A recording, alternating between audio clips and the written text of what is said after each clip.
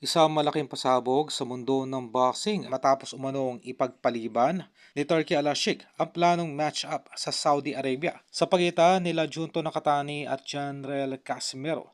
Ayon sa mga kumakalat na ulat, nababahala umano si Al-Sheikh na posibleng ma-upset ni Casimero si Nakatani. Nakahanay sana bilang preparatory fight ito bago ang mas inaabangang super fight kontra Naoya Inoue.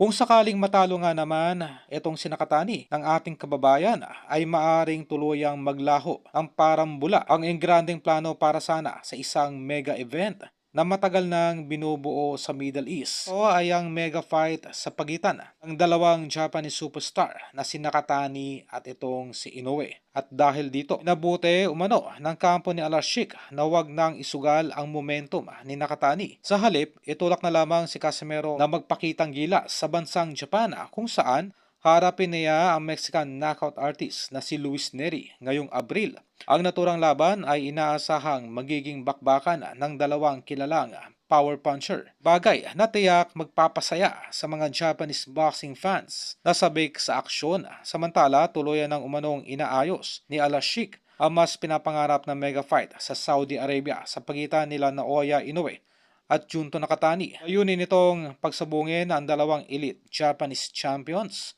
sa isang makasaysayang gabi ng boxing sa Riyadh. Kapag natuloy, ito ang maaaring maging isa sa pinakamalaking All Japan super fight na ginanap sa labas ng Japan sa ilalim ng engranding promotion ng Saudi boxing scene.